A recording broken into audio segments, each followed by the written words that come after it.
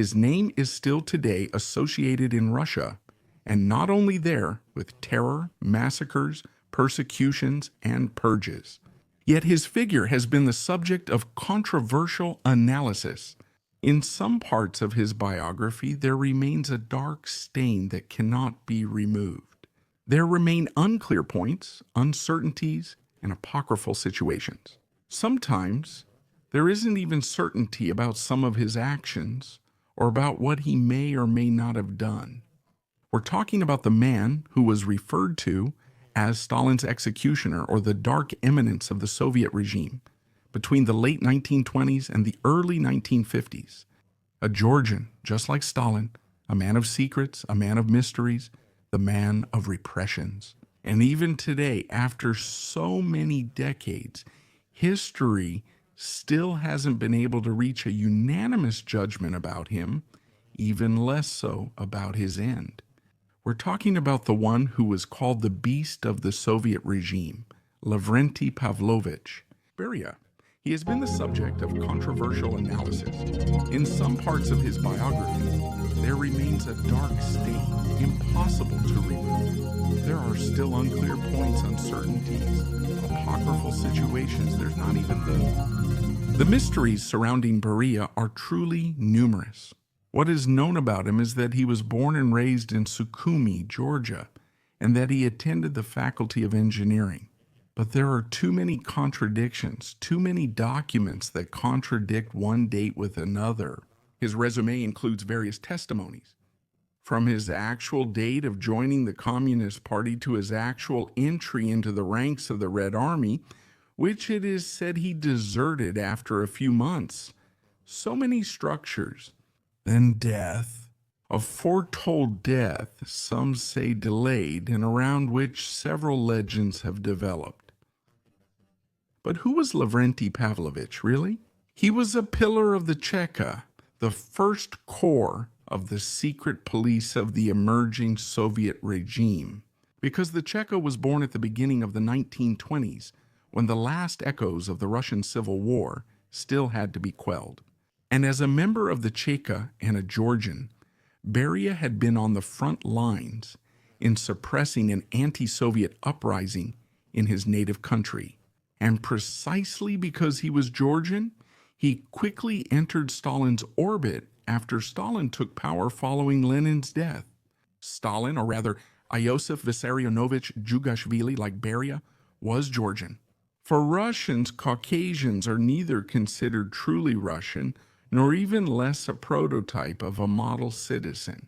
Rusi have historically harbored strong antipathies toward the peoples of the Caucasus, who are considered by many to be profiteers, cutthroats, smugglers, real mafiosi. The Chechens, Georgians, Armenians, Azerbaijanis, and Dagestanis. The typical Russian who is deeply and strongly xenophobic always looks at them with suspicion. Yet Stalin and those from Iberia had a great career within the Russian Communist Party, the foundation of the Soviet Union.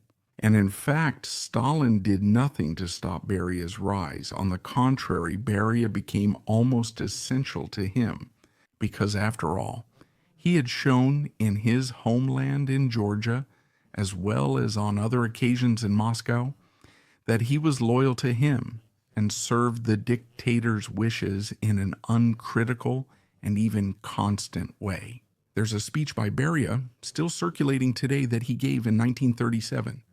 In this speech, Beria said, "Let your enemies know that anyone who tries to raise a hand against our people, against the will of the party of Lenin and Stalin, will be crushed and destroyed without mercy." These words reveal Beria's philosophy, an extremely ruthless man who, in the collective imagination of the Soviet citizen, he even took the place of Felix Dzerzhinsky, Iron Felix, the creator of the Cheka, whose iron statue stood for decades in Moscow, in Lubyanka Square, in front of that grim building that became a symbol of oppression, a symbol of arbitrary arrests, torture, and summary executions. And today, in continuity with the past, it still houses the offices of the Federal Security Service, Beria, within the Cheka, then the Joint State Political Directorate, and later the People's Commissariat for Internal Affairs, made a career for himself. In August 1938, Stalin called him to lead the People's Commissariat for Internal Affairs, gradually taking the place of the great inquisitor Nikolai Yezhov, the man who had started the so-called era of the Great Purges. That historical period between 1935 and 1939, when, as a historian would later observe, just like in Greek myths, Kronos devoured his own children. The revolution was devouring the Soviet establishment. Military officers, company managers, major landowners, all accused of counter-revolutionary politics and sent before the court of the well-known Judge Vyshinsky, who condemned them without mercy to the gulag or to the death penalty.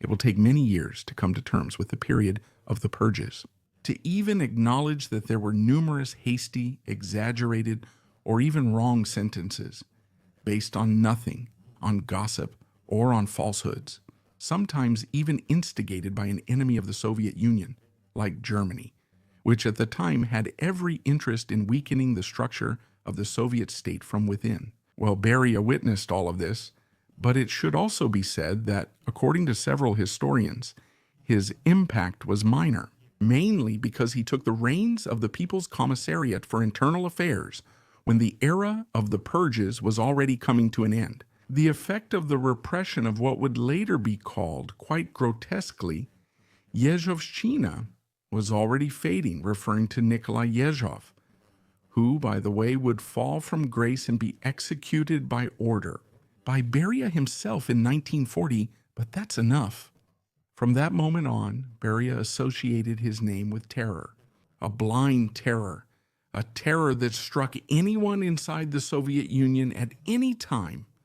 It was not uncommon for another army officer to suddenly be accused of being an agent against the revolution, or even worse, an agent paid by some enemy power, dragged into court and then executed. With Beria, this practice had not completely stopped.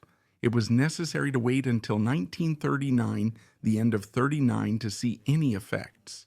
There is also the shadow of another massacre hanging over Beria, a massacre discovered purely by chance and long debated. The Katyn massacre, that forest in where they found death.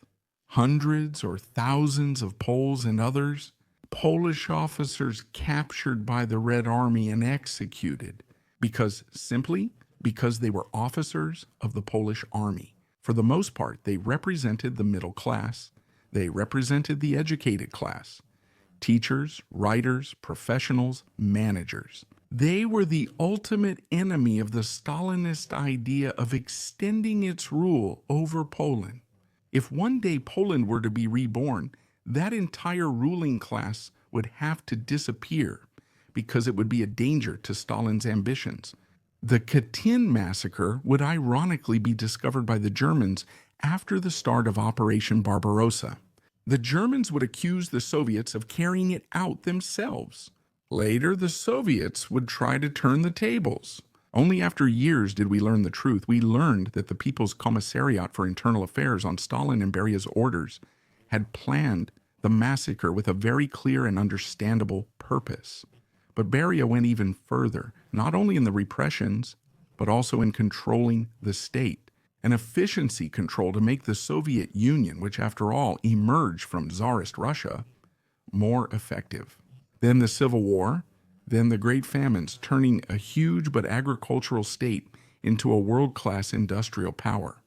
For this reason, Beria had formed an alliance with Georgy Malenkov to have tight control over industry, especially the war industry, which, starting from 1941 after Operation Barbarossa, had become strategic for the vital interests of the Soviet Union itself.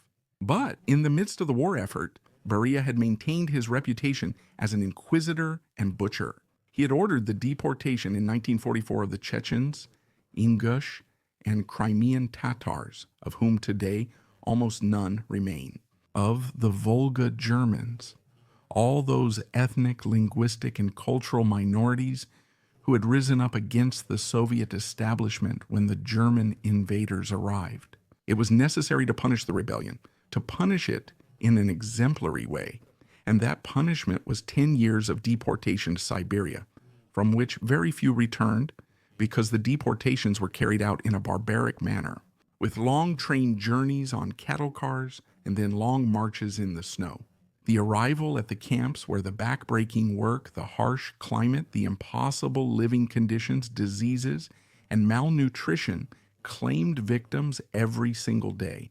Beria also remained Stalin's man of secrets, who had tasked him with overseeing the Soviet atomic program, including through acts of espionage. In relation to the Manhattan Project, the atomic research project carried out by the United States, even though the two superpowers, the Soviet Union and the United States, were allies against Nazi Germany in 1944-1945, the race for the ultimate weapon, the supreme weapon, the atomic bomb, was seen as a long-distance confrontation, almost a foreshadowing of the Cold War, thanks to some spies. Today we know this thanks to the Cambridge Five, whom we've already talked about in a dedicated video that you can find on the channel, but also thanks to the Austrian Fuchs as well as the Italian Ponte Corvo. The Soviet Union would have been able, within a few years after the Americans, to obtain that weapon long desired by Stalin.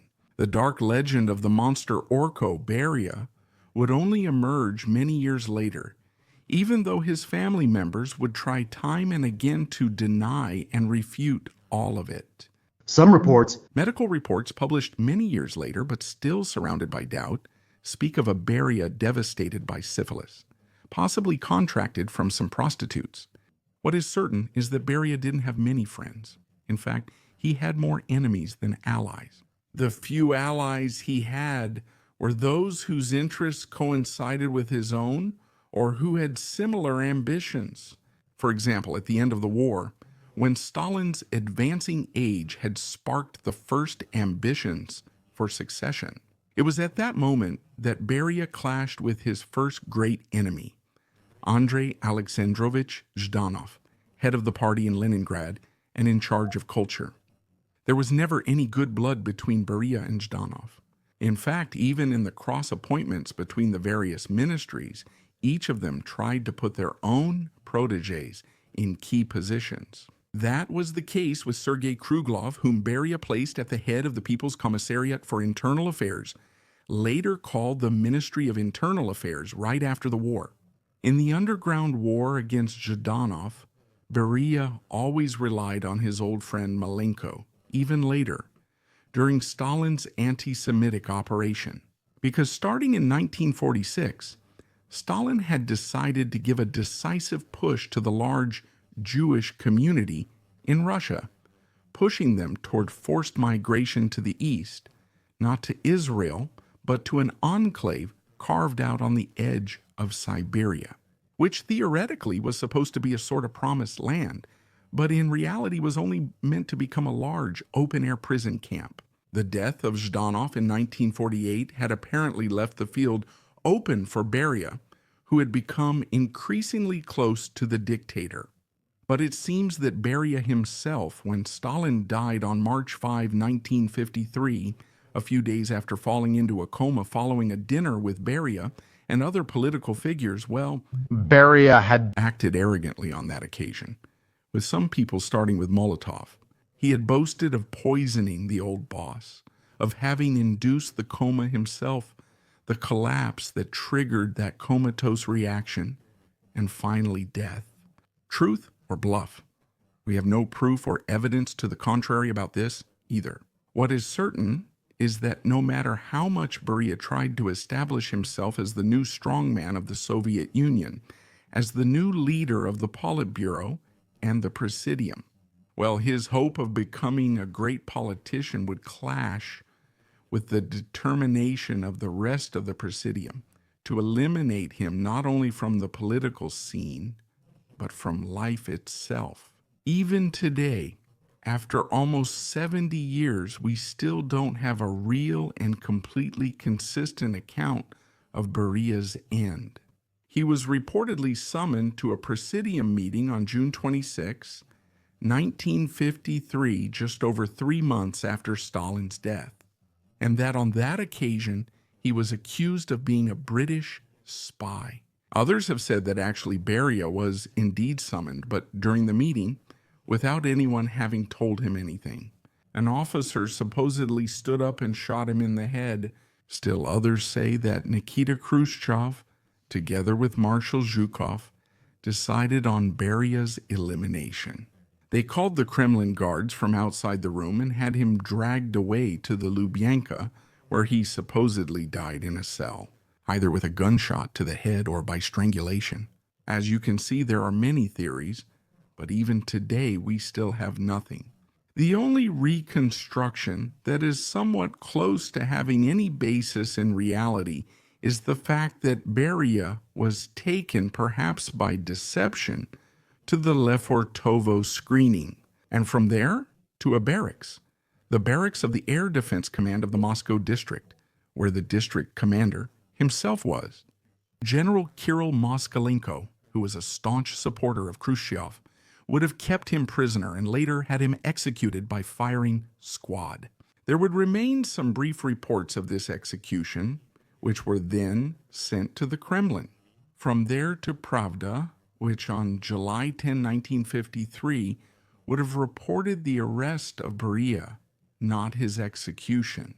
Only several months later would there be, essentially, an admission of Beria's death, but without details. Just think, even an Italian delegation of journalists and parliamentarians visiting the Soviet Union reported this. Sometime later, Khrushchev, completely drunk, would boast to foreign correspondents that he had personally ordered or even strangled Beria with his own hands.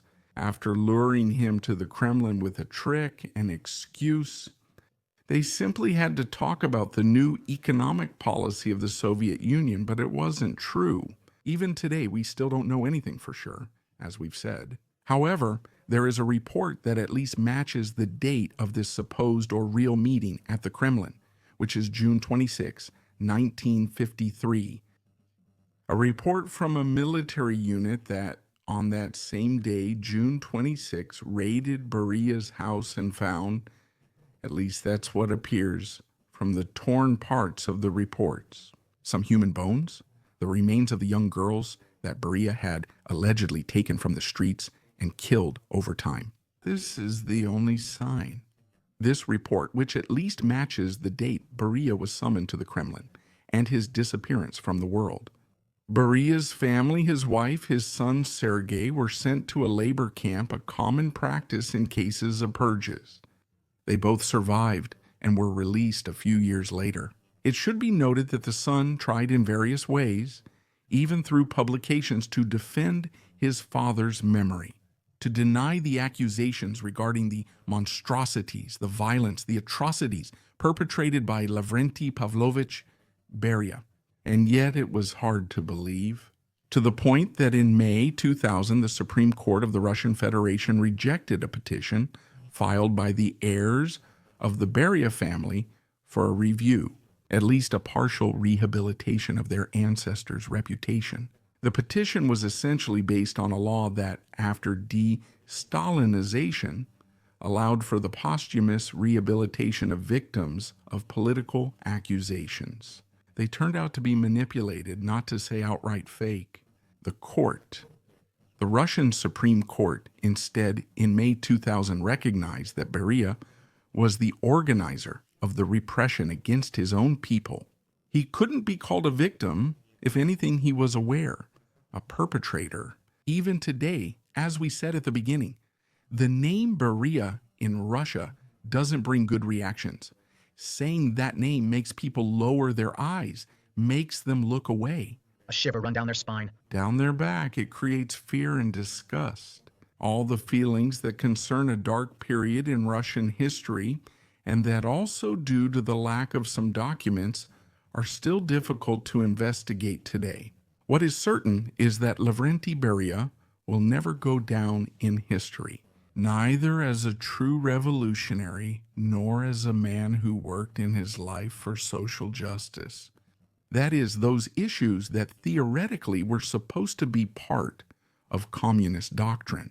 Instead, he went down in history as a torturer, a sadist, an executor of the tyrant's wishes, maybe even a pedophile, as a man who vanished, surrounded by swirling rumors.